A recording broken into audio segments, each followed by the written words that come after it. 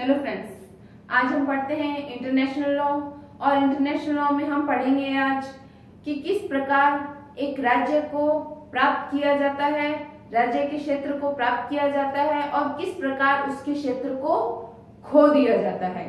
तो आज का हमारा टॉपिक है different mode of acquisition and loss of state territory. तो ये हम पढ़ने वाले हैं आज। तो आज का जो सबसे पहला हमारा टॉपिक ये आता है कि स्टेट टेरिटरी क्या है, राज्य क्षेत्राधिकार वो क्या चीज है और उसमें क्या क्या चीजें इंक्लूड है, क्या चीजें सम्मिलित होगी जो राज्य क्षेत्राधिकार को बनाती है। तो सबसे पहला हमारा टॉपिक क्या है, सबसे पहले हमारा है कि वह भूमि जो उसकी सीमाओं के भीतर है। किसी राज्य को उसका एरिया, उसका जो क्षेत्र है वो बनाने के लिए सबसे पहले तो क्या होनी चाहिए कि उसकी खुद की भूमि हो और उसकी खुद की सीमाएं के भीतर हो। जब किसी की बाउंड्री होगी, सीमा होगी, तब पता चलेगा कि हाँ ये राज्य है, उसकी ये उसका स्वयं का ये क्षेत्र है। तो सबसे पहले क्या है हमारा कि वह भूमि जो उसकी सीमाओं के भीतर हो। ये भूमि है जो उसकी सीमाओं के भीतर आ रही है, तो ये है स्टेट की टेरिटरी। सेकंड पॉइंट क्या है आपका, आंतरिक जल भाग। अब ये तो हमारी भूमि हो गई। अब उस भूमि के ऊपर कोई जल भाग है, जैसे कि कोई झील है, कोई नहर, कोई तालाब है, कोई बंदरगाह है, तो वे सब भी उस राज्य क्षेत्राधिकार के अंतर्गत आएंगे। स्टेट टेरिटरी के अंदर वो सब के सब इंक्लूड माने जाएंगे। कोई भी स्टेट अगर दूसरे स्टेट पर हक रखता है या वो उसको प्राप्त करता है, तो वे सब चीजें जो स्टेट टेरिटरी के अंदर इंक्लूड है वे सब भी उसके अंदर अपने आप आ जाएगी, सम्मिलित हो जाएगी। मान लीजिए इस भूमि पर अगर मैं हक रखती हूं तो इस भूमि का केवल क्षेत्र अधिकार ही नहीं, केवल लिविंग एरिया जो क्षेत्र है वही नहीं, उसके भूमि की जो जल है, जल के जितने भूभाग हैं वे सारे जल के भाग हैं, वे नहरें, तालाब, बंदरगाह, जो भी एरिया है वे सब भी मुझमें समाहित हो जाएगा, इस टेरिटरी के अंदर आ जाएगा। तो आंतरिक जल भाग में क्या क्या आ जाएगी, झील, नहर, नदियां, बंदरगाह और जलयान, ये सब भी क्या है स्टेट टेरिटरी के अंदर सम्मिलित है। थर्ड पॉइंट आता है हमारा प्रादेशिक जल भाग। और प्रादेशिक जल भाग क्या, अगर मान लीजिए इस स्टेट की बाउंड्री जल से घिरी हुई है, जैसा कि भारत की बाउंड्री घिरी हुई है अरब सागर से, हिंद महासागर से, तो ये जो एरिया है वे भी क्या हो जाएगा, उसके क्षेत्राधिकार के अंदर आ जाएगा। पर कब तक, कितनी दूरी तक, वो भी बता रखा है। जो निचले जल चिन्ह से नाप में 12 मील तक चौड़ी हो, सिर्फ उतना एरिया ही सम्मिलित होगा। ऐसा नहीं है कि पूरा सागर ही हमने ले लिया, नहीं। अगर पूरा सागर लेंगे तब तो रोज दो देशों के बीच में झगड़े शुरू रहेंगे, क्योंकि अगर ये इसका एरिया है तो मान के चलिए यहाँ पर भी कोई ना कोई कंट्री होगा, तो वो कहेगा ये मेरा है, वो कहेगा ये मेरा है। तो यहाँ पर एक जो सीमाएं हैं वे निर्धारित कर दी जाती है कि इस देश के अंदर इतनी सीमा आएगी और इस देश के अंदर इतनी सीमा आएगी, और वो उतनी सीमा उसके स्टेट टेरिटरी, उसके राज्य क्षेत्राधिकार के अंतर्गत आएगी। ये हमारा हो गया थर्ड पॉइंट। अब आता है हमारा फोर्थ पॉइंट, उसके क्षेत्रीय और जल भाग के ऊपर का आकाश। अब जब हमने नीचे जमीन की बात कर ली है तो ऊपर आकाश की भी बात की जाए कि वो भी हमारे एरिया में आएगा। जैसा कि होता है कि हमारा अगर कोई वायुयान अपना जो बाउंड्री है अगर उसे क्रॉस करके किसी अदर कंट्री में जाता है तो वहां पे वो क्या हो जाएगा, अतिचार हो जाएगा, ट्रेस पास हो जाता है उसकी विदाउट परमिशन के, अगर वो गया है तो आकाश को नापने का कोई क्राइटेरिया वैसे नहीं है, पर इसको किस तरीके से नापा जाएगा कि जहां तक की भूमि आ रही है वहां तक के आकाश तक का एरिया भी स्टेट टेरिटरी में सम्मिलित माना जाएगा। तो ये है हमारे स्टेट टेरिटरी, जो राज्य क्षेत्राधिकार है उसके अंदर 4 चीजें इंक्लूड है। ये ही स्टेट टेरिटरी की सीमाएं बनाती है कि उसके अंदर क्या क्या आएगी और क्या क्या नहीं आएगी। स्टेट टेरिटरी के संबंध में कैल्सन ने, ओपेनहाइमर ने, इन्होंने अपनी डेफिनेशन दे रखी है। तो स्टेट टेरिटरी में क्या है कि जिस पर कोई राज्य सर्वोच्च तथा अनन्य सत्ता का प्रयोग करता हो वह उसका क्षेत्राधिकार माना जाएगा, वह उस राज्य का क्षेत्राधिकार में माना जाएगा। जहां पर कोई अनन्य रूप से सत्ता स्थापित है तो वहां पर उस राज्य का उस राज्य पर क्षेत्राधिकार माना जाता है। अब हम आगे देखेंगे कि किसी भी राज्य को प्राप्त करने के कौन कौन से तरीके होते हैं और उस राज्य को खोने के कौन कौन से तरीके हैं। तो आप इसको जो जो इसमें इंक्लूड है इसको नोट डाउन कीजिए, फिर हम आगे देखते हैं।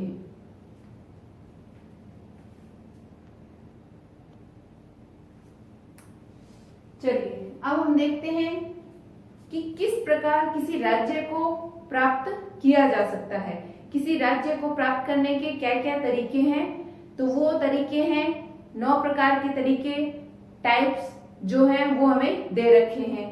अब सबसे पहला हमारा जो तरीका है वो है क्या है, ऑक्यूपेशन यानी कि आवेशन। आवेशन क्या है? आवेशन ऑक्यूपेशन वो है जहां किसी स्वामी विहीन किसी एरिया में अगर कोई उसका ऑनर नहीं है तो वहां आकर अपना स्वामित्व स्थापित कर लेना और वहां बने रहना, अपनी सत्ता स्थापित कर लेना, ये है ऑक्यूपेशन। किसी राज्य में जहां कोई स्वामी नहीं है वहां आकर अपनी सत्ता स्थापित कर लेना, अपना स्वामित्व स्थापित कर लेना ही आवेशन होता है। किसी राज्य में किस व्यक्ति का शासन है या वह स्वामी विहीन है या नहीं है, इसका पता करने के लिए क्या करना पड़ेगा कि उस एरिया में, उस स्टेट के ऊपर क्या कोई अभी शासित व्यक्ति है या नहीं है। इसके बारे में ओपेनहाइमर ने भी अपनी डेफिनेशन दे रखी है। इस ऑक्यूपेशन पे एक बहुत ही इंपॉर्टेंट लीडिंग केस है, वो है पमार द्वीप विमाचन का, जो 1929 का एक मामला है। इस मामले में क्या था कि ये जो पमार द्वीप था इसकी भूमि को, इसकी टेरिटरी को लेकर डिस्प्यूट चल रहा था। वो डिस्प्यूट अमेरिका और नीदरलैंड के अंदर था कि इस भूमि पर एक्चुअल में किसका कब्जा है, ये किसकी है, ये स्टेट है जो वो ये द्वीप है वो किसका है। स्पेन ने कहा कि इसकी खोज तो हमने की है, पर ऐसा कोई भी प्रूफ नहीं था वहां पर कि उन लोगों ने इसकी खोज की और वहां जाके वे लोग रहे हैं, उस द्वीप पे जाके वे लोग रहे हैं और उन्होंने उस द्वीप पर स्वामित्व करके कोई कार्य किया है। पर नीदरलैंड ने ना केवल वहां पर रहे हैं बल्कि वहां पे अपना स्वामित्व भी स्थापित किया था। तो यहाँ पर जिस भूमि पर जहां स्वामी वहीन अगर कोई भूमि है वहां पर जाकर अगर कोई राज्य अपना स्वामित्व स्थापित कर लेता है तो वह राज्य उसकी टेरिटरी में आ जाएगा और वह राज्य उसको प्राप्त हो जाएगा। तो ये है हमारा सबसे पहला पॉइंट। ईस्टर्न ग्रीनलैंड वाद 1933, इस मामले में भी यही था कि किसी भूमि पर किसका आधिपत्य है और कौन वहां पे स्वतंत्र रूप से स्थापित है, किसकी प्रभुसत्ता वहां पे स्थापित है, वही उस एरिया का कौन होगा, स्वामी होगा, और वही भूमि उसी के कब्जे में मानी जाएगी और वही उसका क्या होगा, वह राज्य उसके क्षेत्राधिकार में होगा। तो वह राज्य पाने का, किसी यूनियन टेरिटरी को पाने का ये एक तरीका है। सेकंड पॉइंट पे आते हैं, प्रेस्क्रिप्शन, चीर भोग। चीर भोग आपने कई बार देखा होगा। चीर भोग क्या होता है? चीर यानी कि बहुत लंबे समय तक, भोग यानी कि भोग करना उसका। जब किसी भूमि पर कोई बहुत लंबे समय तक उसका उपभोग कर रहा है, उस पर बसा हुआ है, तो वह भूमि क्या हो जाएगी, उसकी ही हो जाएगी, वह एरिया उसके अंडर आ जाएगा। तो चीर भोग की भी अपनी कुछ शर्तें हैं। क्या है कि जो ये चीर भोग होगा, चीर भोग अधिकार होगा, वो क्या होगा, बहुत लंबे समय तक चलना चाहिए। एक तो बहुत लंबे समय तक चलता रहना चाहिए, बिना किसी विघ्न के, बिना किसी विघ्न के, किसी बाधा के वो वहां पर अपना शासन करते हो, स्वामित्व हो उनका बहुत लंबे समय तक और लगातार, और जो उनका कब्जा हो वो पूरी तरीके से शांतिपूर्वक हो। यानी कि जिस भूमि पर वो कब्जा करके बैठे हैं वहां उनका कब्जा शांतिपूर्वक होना चाहिए, लगातार चलना चाहिए। ऐसा नहीं है आज कर लिया फिर लंबे टाइम तक नहीं किया फिर वापस आके कर लिया, नहीं। कब्जा निरंतर होना चाहिए, शांतिपूर्वक होना चाहिए और लंबे समय तक होना चाहिए और बिना किसी विघ्न के होना चाहिए। अगर ऐसी कोई होती है तो वह भूमि उसकी मान ली जाएगी। तो चीर भोग और ऑक्यूपेशन में क्या अंतर है? यहां पर पहले से विद्यमान है, पहले से उस एरिया में विद्यमान है, पहले से ही बैठे हैं और उसका भोग कर रहे हैं। और ऑक्यूपेशन में ये भूमि है जिसका कोई मालिक नहीं है और बाहर से आके वो उसका स्वामित्व उन्होंने ग्रहण कर लिया है। किसी भूमि विहीन एरिया को अपने ऊपर उसका आधिपत्य स्थापित करना ही क्या होता है, ऑक्यूपेशन कहलाता है। तो यहाँ पर कोई था नहीं और उन्होंने बाद में उस पर आधिपत्य स्थापित किया और यहाँ पर वो आधिपत्य में है और उस आधिपत्य को उन्होंने लंबे समय तक खींचा है, उस लंबे समय तक उसका भोग किया है। तो ये दोनों तरीके क्या है, किसी राज्य को प्राप्त करने के तरीके हैं। थर्ड पॉइंट पे आते हैं, अभिवृद्धि, एसर्शन। अभिवृद्धि क्या है? मान लीजिए कोई भूमि है, उस भूमि पर कोई नेचुरल रीजन के कारण, कोई प्राकृतिक कारणों के कारण अगर कोई अभिवृद्धि हो जाती है, अपने आप कुछ अभिवृद्धि हो जाती है, जैसे मान लीजिए सागर का कोई एरिया है वह फैल जाता है, सागर का एरिया थोड़ा फैल के यह है कि वो कम हो जाता है और भूमि में उसमें अभिवृद्धि हो जाती है, तो वो नेचुरल है। तो वो जो नेचुरल जो वृद्धि होगी वह भी उस टेरिटरी के अंदर ही आएगी, वो राज्य क्षेत्राधिकार के अंदर आ जाएगी। और यह भी एक तरीका है किसी राज्य के एरिया को, क्षेत्राधिकार को प्राप्त करने का। फोर्थ पॉइंट आता है सेशन यानी कि हस्तांतरण।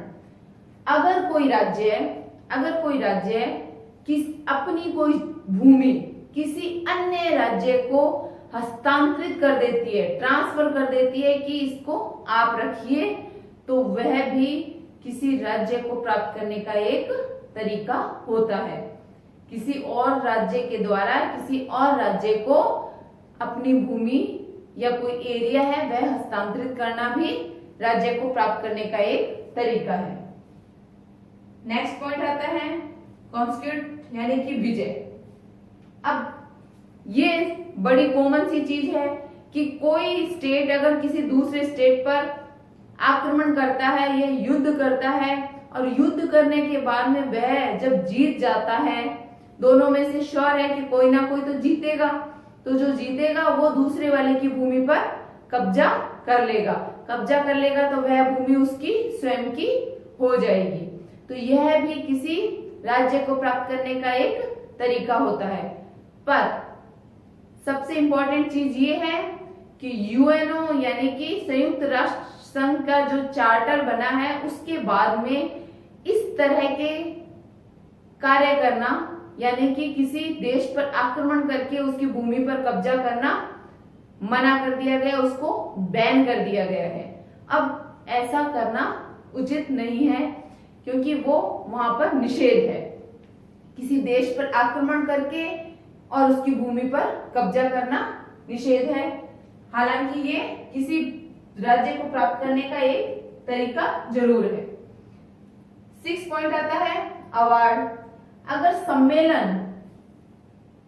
कोई सम्मेलन करके ये निर्णय कर देते हैं कि यह भूमि उस राज्य को दे दी जाती है, यह टेरिटरी का एरिया है जो उस फला किसी भी राज्य को दे दिया जाता है, तो यह भी राज्य को प्राप्त करने का एक तरीका होता है। कि राज्य को कैसे प्राप्त किया जा सकता है? अवार्ड के द्वारा भी किसी राज्य को प्राप्त किया जा सकता है। 7 पॉइंट आता है आपका लीज यानी कि पट्टा। पट्टा क्या है? पट्टा जैसा कि मैंने आपको ट्रांसफर एंड प्रॉपर्टी एक्ट में बताया था कि पट्टे के अंदर कभी भी ऑनरशिप ट्रांसफर नहीं होती है। कुछ समय के लिए उस भूमि को किसी और को दे देना, किस लिए? उसका उपभोग करने के लिए। उसका उपभोग करने के लिए किसी अन्य को उस भूमि को दे देना। तो यहाँ पर भी उपभोग करने के लिए अगर कोई स्टेट अपनी कोई भूमि है जो किसी अन्य स्टेट को उसका उपभोग करने के लिए, उस पर कोई उत्पादन करने के लिए, कोई कार्य करने के लिए या कोई ऑक्यूपेशन लगाने के लिए, जैसे कोई व्यवसाय लगाने के लिए अगर लीज पर देता है तो यह भी उस भूमि को प्राप्त करने का एक, टेरिटरी को प्राप्त करने का एक, क्षेत्राधिकार को प्राप्त करने का एक तरीका होता है। यहाँ पर जो भारत के द्वारा बांग्लादेश को 3 बीघा भूमि दी गई थी, वह पहले क्या माना गया था कि ये पट्टे पर दी गई है, परंतु कोर्ट के द्वारा ये कहा गया कि ये पट्टे पर दी गई भूमि नहीं मानी जाएगी। नेक्स्ट पॉइंट आता है रीड्स यानी कि गिरवी। किसी देश से धन के बदले में अपनी भूमि उसको सौंपना, गिरवी क्या चीज होती है कि किसी अमाउंट के बदले में अपनी कोई चीज किसी अन्य व्यक्ति को देना, यही क्या होता है? उसके पास में गिरवी रखना, यही एज ए सिक्योरिटी उसको देना ही गिरवी रखना होता है। तो यहाँ पर अगर कोई राज्य, कोई स्टेट किसी अदर स्टेट से अगर धन लेता है तो उसके बदले में वह वहां पे क्या करेगा? वह अपनी भूमि उसके पास में दे देगा। तो यह भी क्या है? भूमि को, उस एरिया को, उस क्षेत्राधिकार, उस क्षेत्र को, उस राज्य क्षेत्र को प्राप्त करने का एक तरीका है। नेक्स्ट पॉइंट आते हैं मतगणना के द्वारा। अब मतगणना क्या है? 2 स्टेट हैं और वहां पर 2 राज्यों के बीच में झगड़ा है कि ये स्टेट किसका है, ये स्टेट किसका है। तो वहां की जो जनता है उसके द्वारा क्या करवा ली जाती है? मतगणना करवा ली जाती है और उन्हीं से ही पूछ लिया जाता है कि भाई आप इसके हो या इसके हो। तो उस मतगणना से जो रिजल्ट आएगा उस राज्य को वह राज्य सौंप दिया जाता है और यह भी राज्य प्राप्त करने का एक तरीका होता है। जम्मू कश्मीर को लेके भारत और पाकिस्तान में हमेशा डिस्प्यूट रहता है, तो जम्मू कश्मीर पर भी बहुत बार ये जो तरीका है अप्लाई करने के लिए चर्चा होती है। हालांकि हुआ अभी तक नहीं है। यही कहा जाता है कि वहां जाके क्या करवा ली जाए? मतगणना करवा ली जाए कि आप किसमें आना चाहते हो, भारत में या पाकिस्तान में। इन बातों पे विचार जरूर चला है परंतु कभी भी अभी तक अप्लाई नहीं हुआ है। पर एक मामला है, वेस्ट इरियन का मामला है। इस मामले में इंडोनेशिया और नीदरलैंड के बीच में डिस्प्यूट था कि ये किसका होगा। तो वहां पर उस जगह पर उस जनता से क्या करवा लिया गया, मतगणना करवा ली गई कि आप लोग ही बता दो कि आपको कहाँ जाना है, नीदरलैंड या इंडोनेशिया। तो उनका मत इंडोनेशिया के फेवर में आया और वह राज्य इंडोनेशिया को सौंप दिया गया।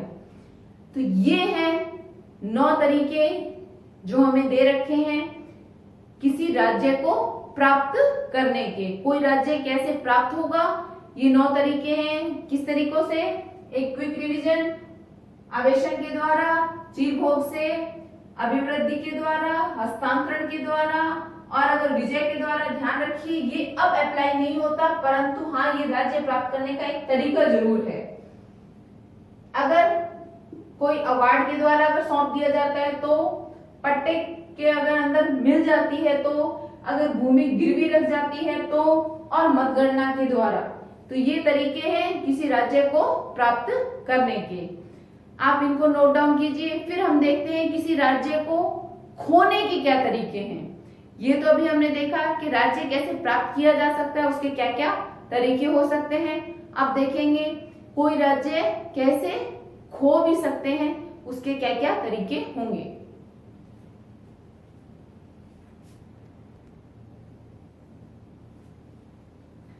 चलिए अब हम देखते हैं मोड ऑफ लॉस। सबसे पहले हमने देखा था राज्य प्राप्त करने के तरीके। अब हम देख रहे हैं कि किस प्रकार राज्य खो दिए जाएंगे। तो सबसे पहला उसका क्या है, सेशन यानी कि हस्तांतरण।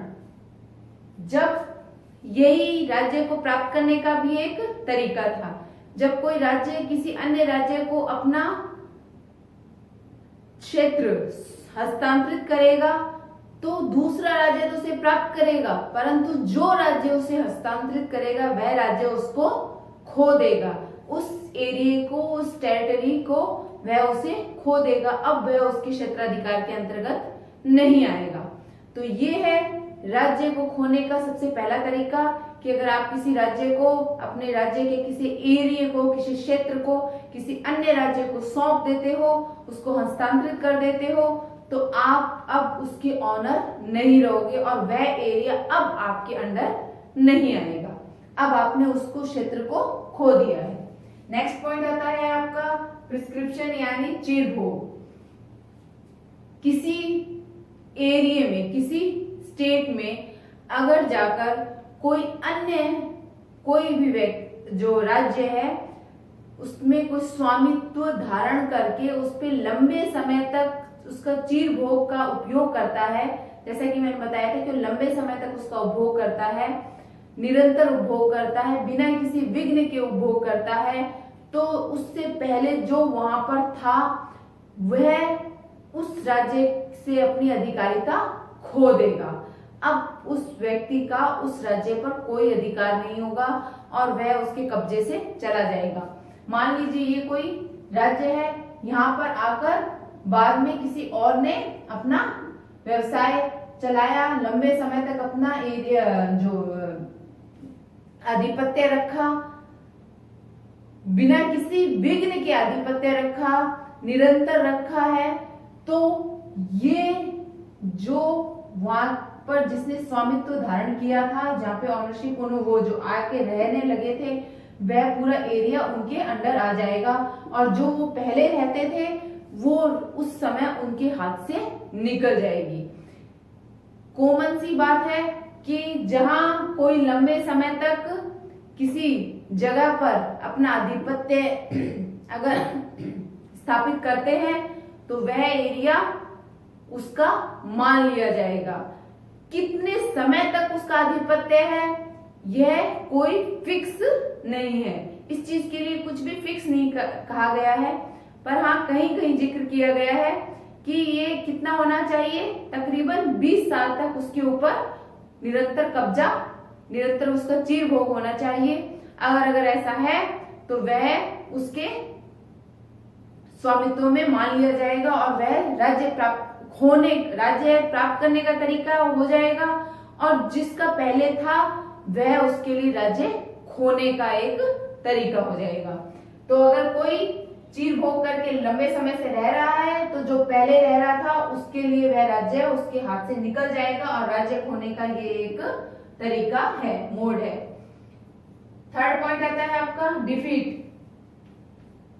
जैसा कि मैंने बताया कि अगर किसी राज्य को जीत लिया जाता है तो वह क्या है, राज्य को प्राप्त करने का तरीका है।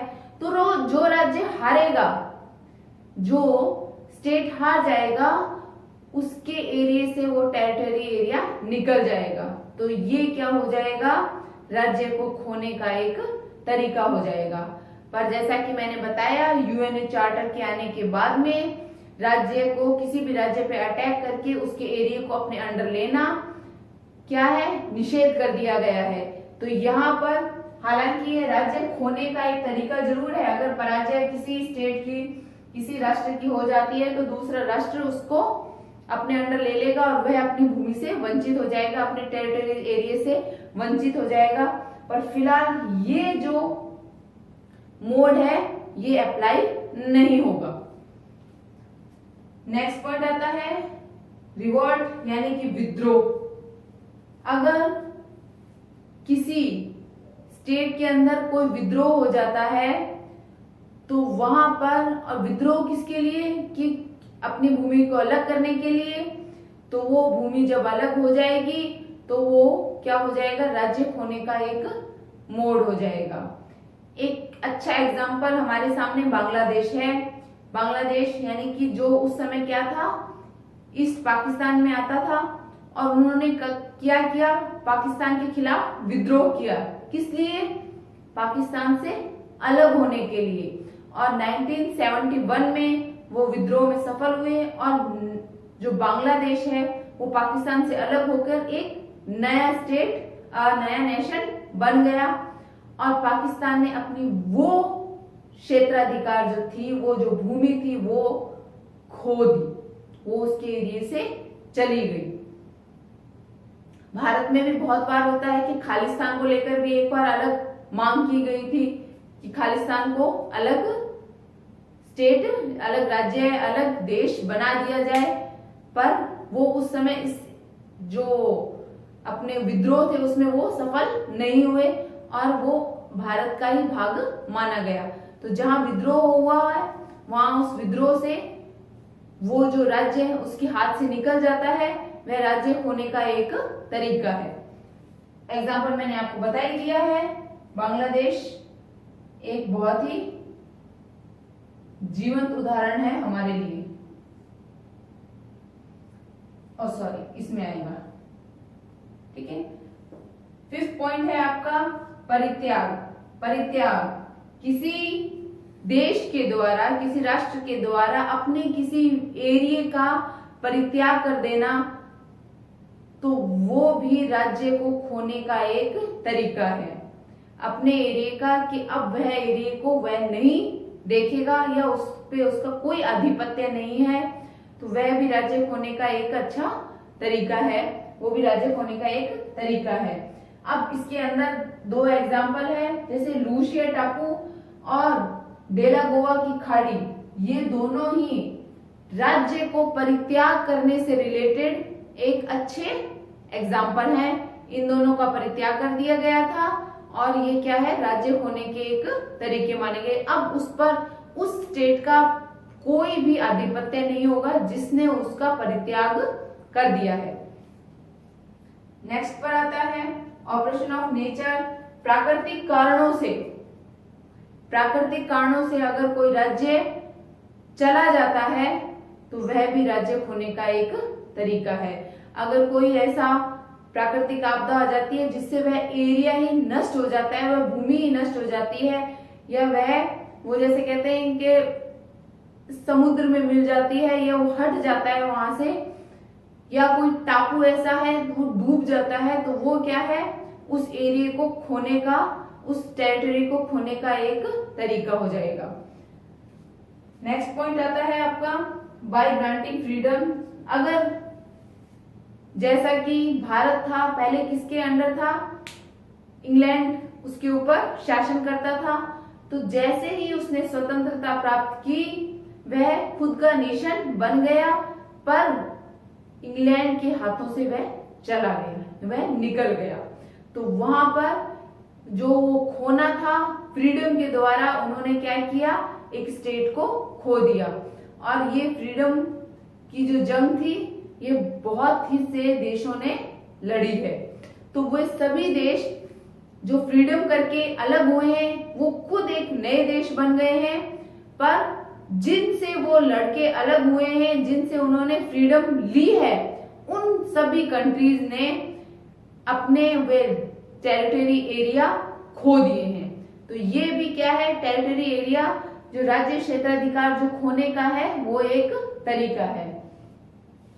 तो अभी हमने आज देखे हैं राज्य को खोने के कौन कौन से तरीके हैं। हस्तांतरण द्वारा आप उसे खो दोगे, जब किसी को राज्य को दे दोगे तो वह राज्य जिसने दिया है वो खो देगा उसकी। चीर भोग यानी कि किसी राज्य ने अगर चीर भोग किया है तो पहले वाला वो उसको खो देगा।